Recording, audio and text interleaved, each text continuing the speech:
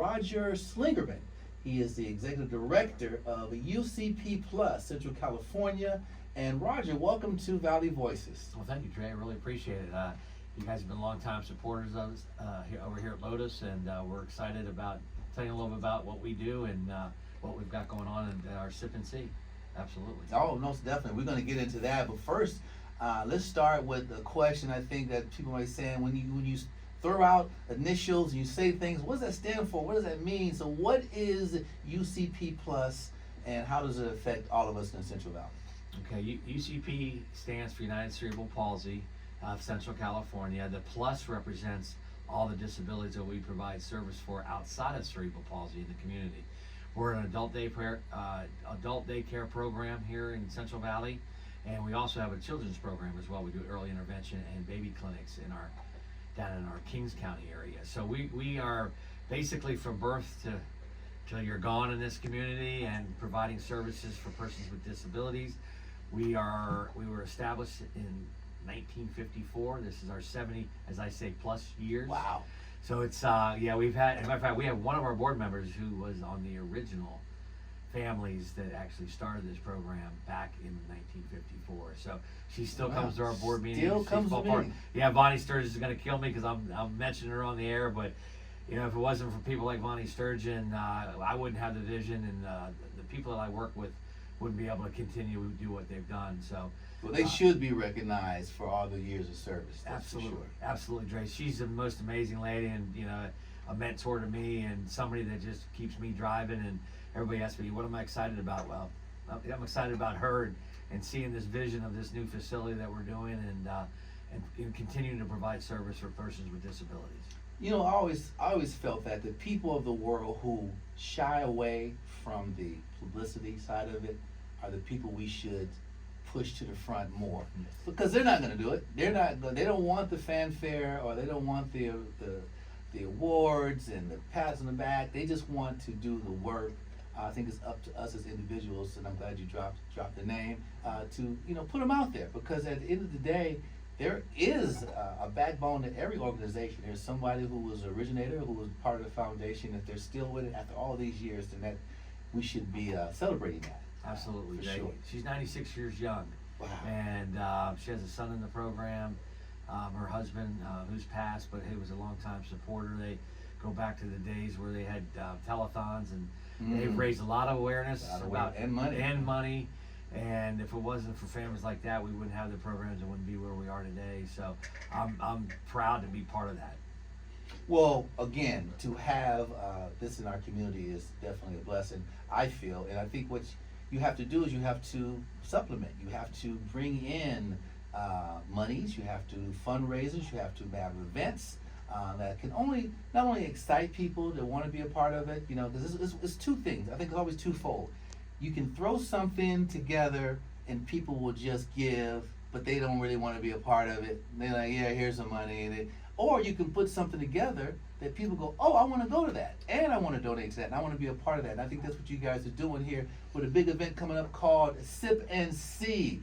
What can they expect from this wine tasting experience that you guys are offering? Well, what they're going to experience is a construction site, because where we're doing the event, it's going to be at our new facility.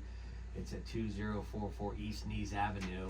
It's Maple and Nees, the old Well Church for people that are familiar in the community. Okay. We purchased from 5 years ago as a project that we were going to create a capital campaign, renovate the facility so we could utilize it for us. It's a 38,000 square foot facility, and we're moving from about a 14.5 size facility. So we're looking to double, even increase the number of participants that goes to our facility. But the Sip and See itself is a way for people to come and say, wow, I didn't know this was going on here, Roger. Yeah. And it's everybody we give a tour to, everybody we talk to. And I go back, I've been here 9 years, and I look back and you start to just reflect on, people don't really know what we do. People aren't educated. People don't understand the disability community that, well, at one point we're all going to be there one day, Dre.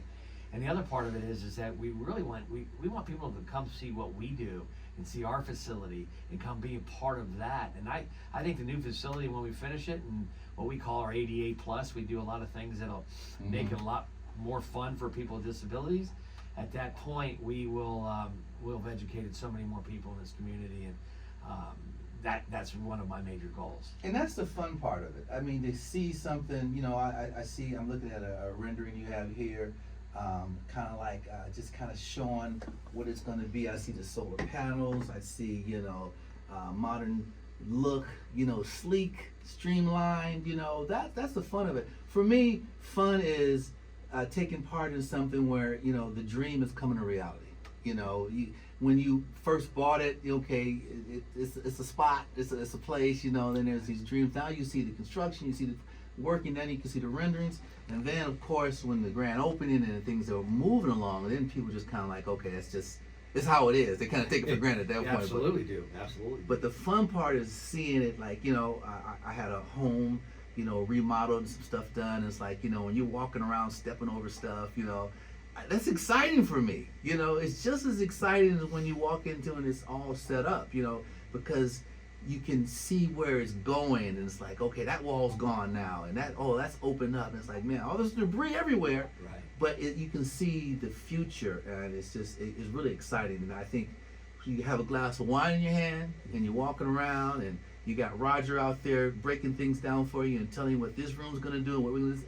That's fun for me, you know. And I think our listening audience should want to participate in something like that can go and they can just feel it, you know, feel the magic and the power as it's developing right before your eyes. Absolutely, and I get to do it every day. I work there, so. Yes. And when the construction started in October, and you know, it's like anything, you know, project got pushed back, or we made some adjustments and changes, and really they got pushed back because we're doing it the right way.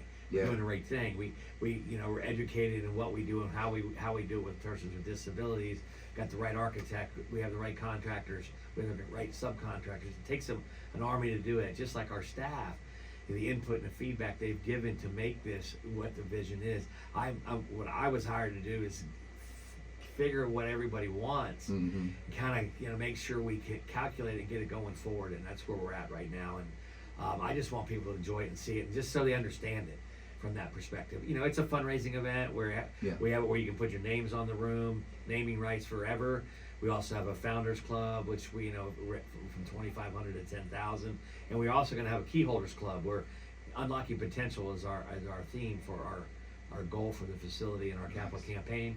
And you hold the key to opening doors for people with disabilities and a brighter future.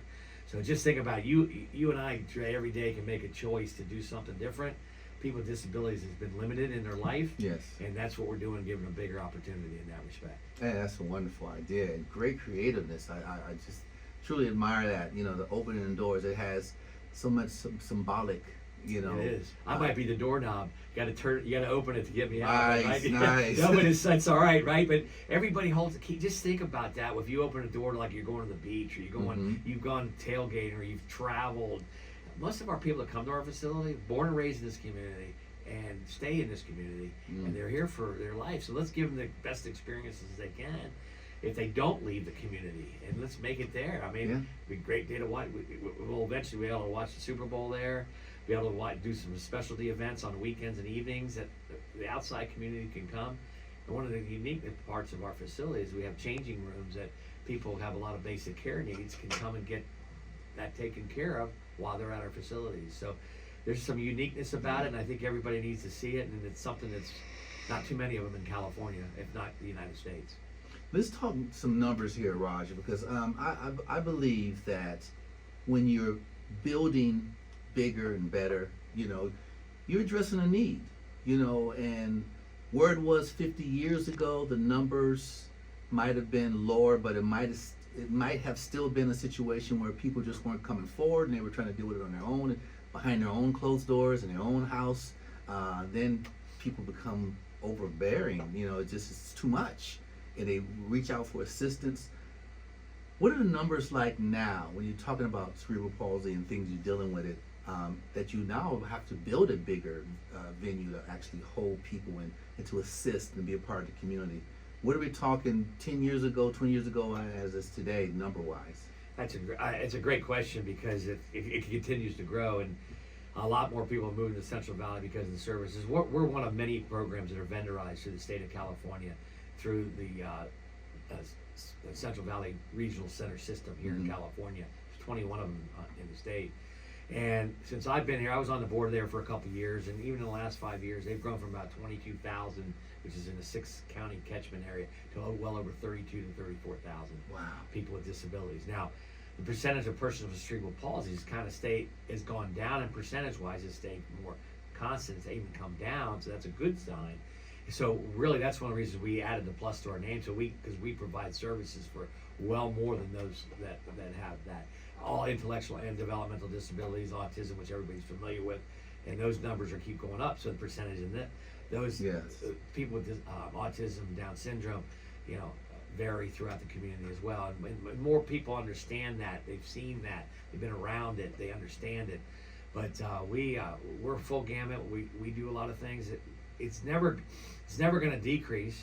The funding needs to be there. We're still fighting for Medicaid and doing things. I don't think they'll ever cut it completely. We'll have our programs. I know it because we do great things.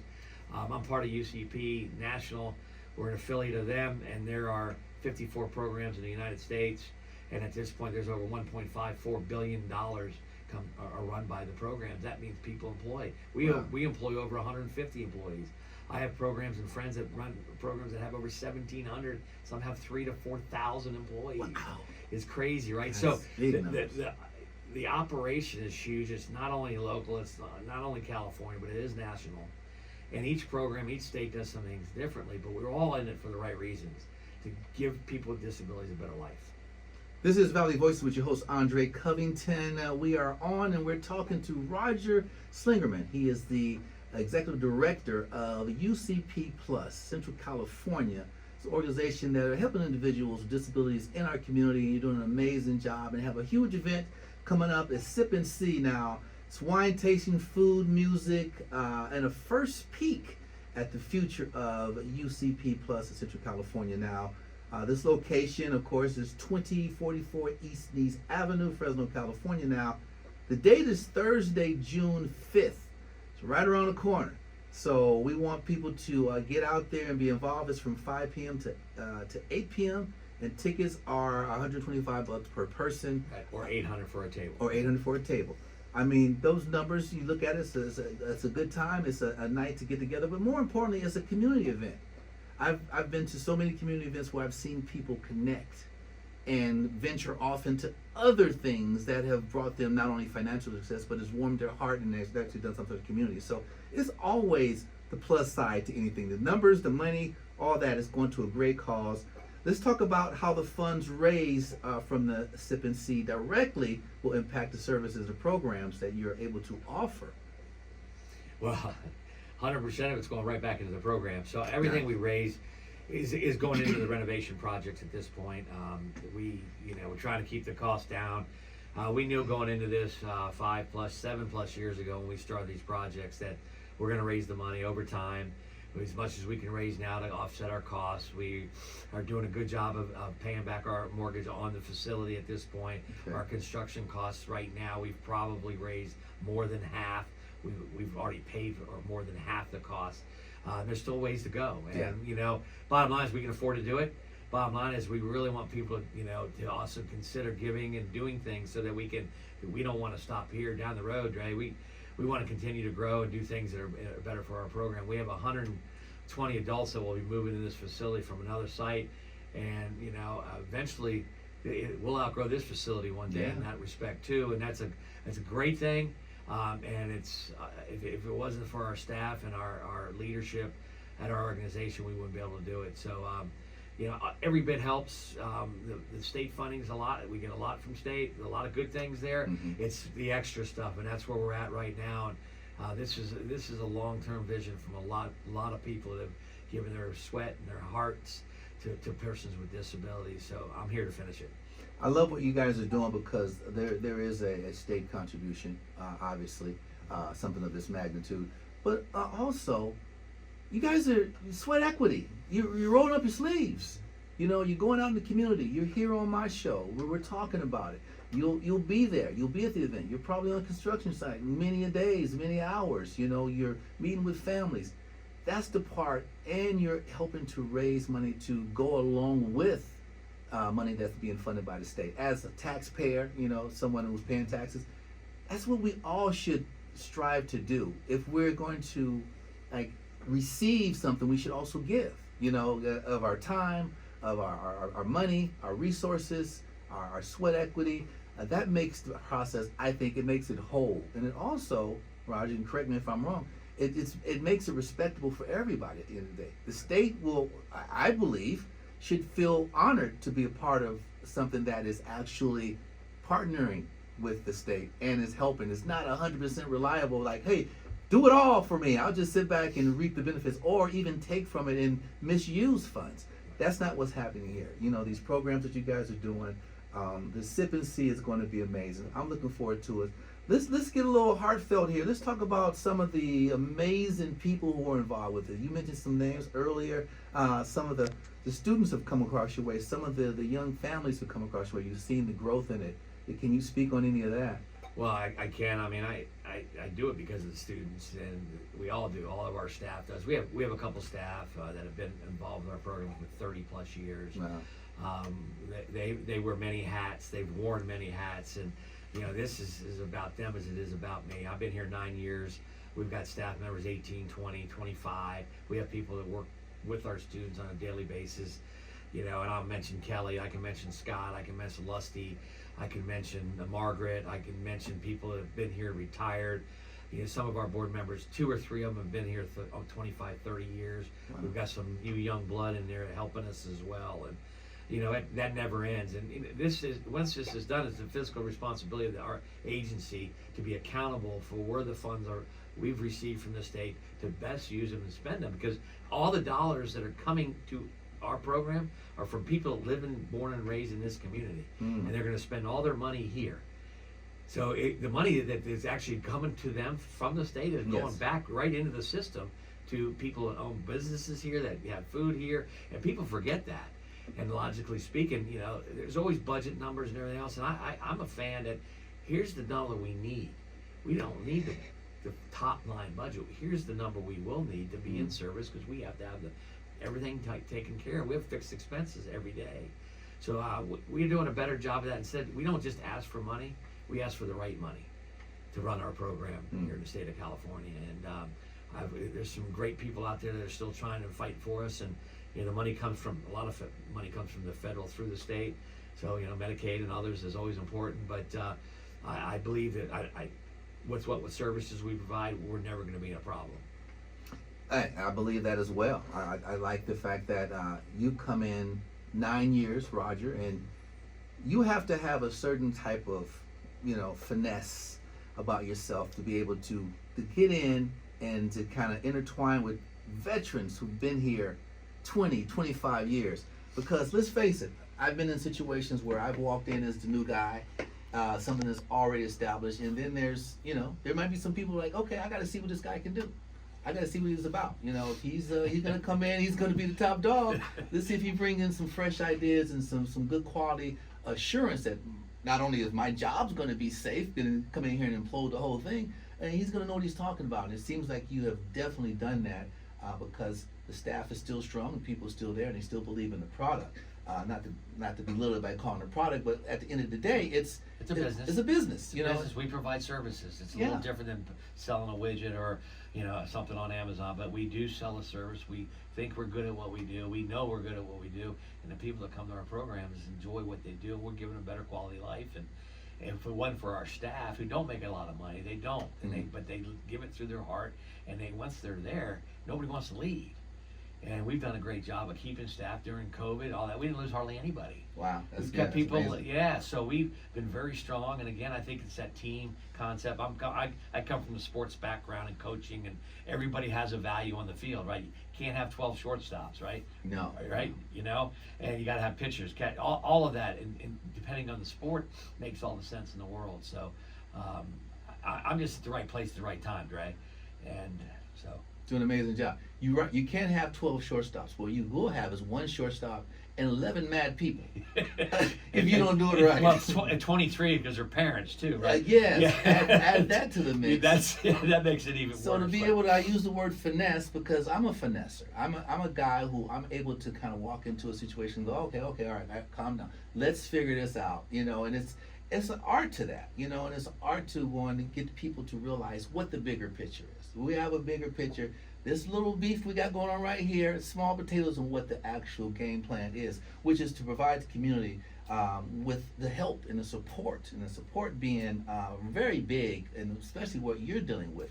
You have special needs situations, you have parents who are worried, you have students who are worried. It's a worrisome business that you're in, and it comes with a lot of complications. And if you can just smooth that out to where people start to see results, and the joy comes in. And that joy, I got to tell you, you probably leave there a few days, a little misty-eyed driving away because of the joy factor of it. Because the hard work, the sweat, yeah, that's part of the job. You get that. But that joy, it hits you from different angles when someone all of a sudden can do something they couldn't do 6 months ago. It shows you that the program is working. So I want to thank you, Roger, for taking some time out, your busy schedule, because I know you got a lot going on, man. You're building, man. You're over there. You're knocking stuff down, you're putting stuff up. That takes a lot of work. Well, it does, but this is my job. So this is important because it's getting that word out to more people, and that's what we continually do because not everybody knows. And like I said, we've had family members that have kids with cerebral palsy, Down syndrome, whatever, and they've been here 20-some years in the community, had no idea what we did. Wow. Regional center people that, they know what kind of program we provide, but they don't know their numbers like we do. It's important to know that. And you said that, I'm sure there's a few people down the road here that would have liked to see somebody else in this position or whatever the case may be, but I feel like, we're all part of the team, and the bottom line is that we do work together. We're all different, and like you said, there is that opportunity to sit back, kind of finesse it, work within the system, and we've all got great qualities. Let's get them out of us. Yeah, and it's